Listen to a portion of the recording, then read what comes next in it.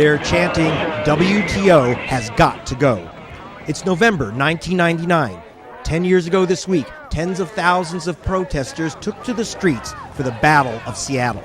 Their goal, to shut down the World Trade Organization, the WTO, the official international enforcer of the New World Order's free trade regime.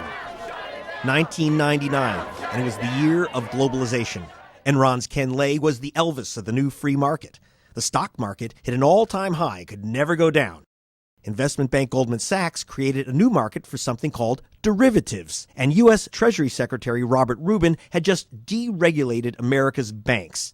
Rubin would resign, and for a fee of $100 million, join Citigroup, the bank deregulation had allowed to grow into the safest financial institution in America, simply too big to fail. The protesters in Seattle, said Thomas Friedman, were nothing more than ridiculous, flat-earth yuppies looking for their 1960s fix. History was over.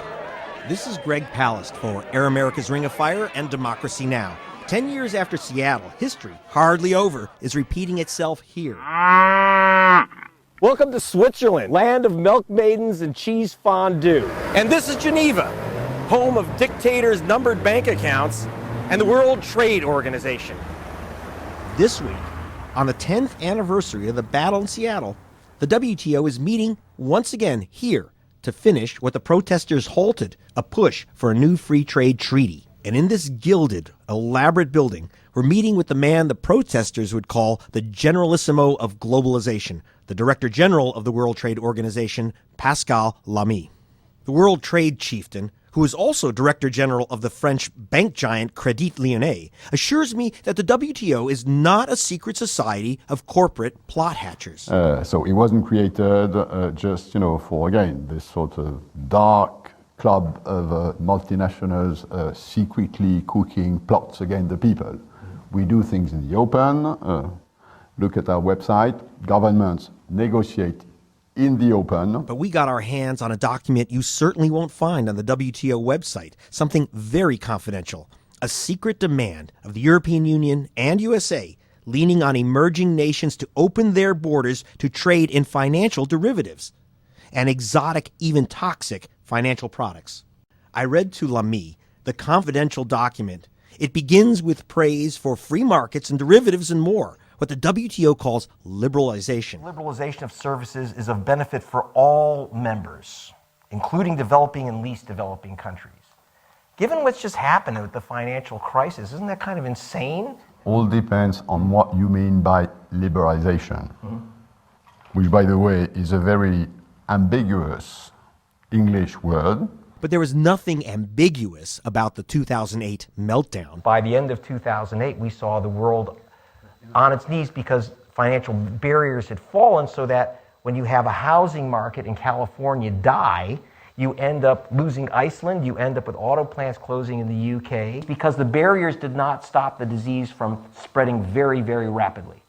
Interdependence is a reality. And this interdependence has a lot of good sides about freedom, about human rights, about technology, about media, about political, civil liberties. It's a huge plus for fundamental values for at least a part of the human population. So openness, interdependence is not something we should regret. Stepping back, closing, going back to the Middle Ages will not work.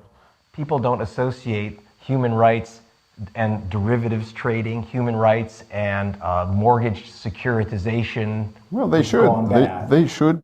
Lamy says don't blame open trade for the spread of the bank crisis. Blame a lack of regulation. The cause of the crisis is not openness. The cause of the crisis is a lack of proper regulation.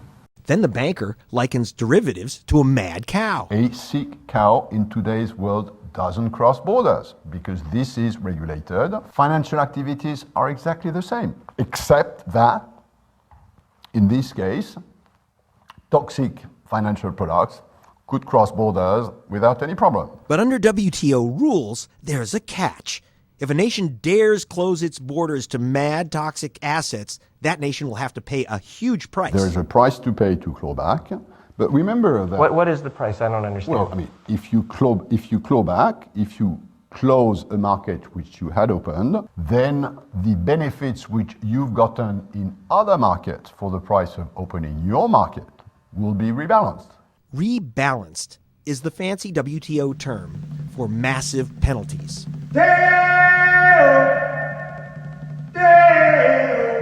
Let's talk banks and bananas. Come, Mr. Tallyman, tally me banana. The president of Ecuador told me he'd like to get out of the globalization jungle. All right, banana. But if Ecuador dares to bar U.S. banks, Hide the deadly black tarantula. the WTO will let the USA stick a tariff onto every banana imported from Ecuador. If the U.S. tallies those bananas, Ecuador's economy will go splat.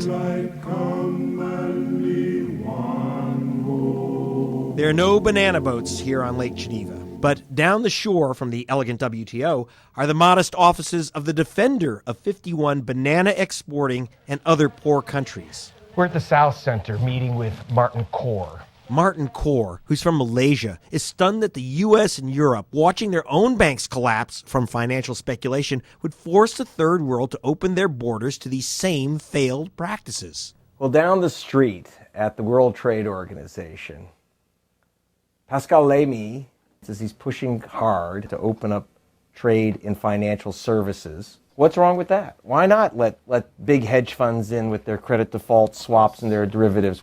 Because we've seen how Wall Street has been devastated and how Main Street has been devastated by these so-called new financial instruments with huge leverage, with devastating consequences, with booms and collapses.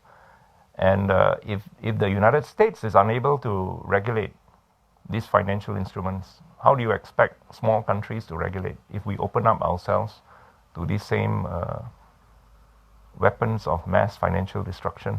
Kaur, an intellectual leader of the protesters in Seattle, remembers how his warnings were dismissed 10 years ago. At that time, it was seen that, at least by the powers that be, that these huge financial institutions could do no wrong.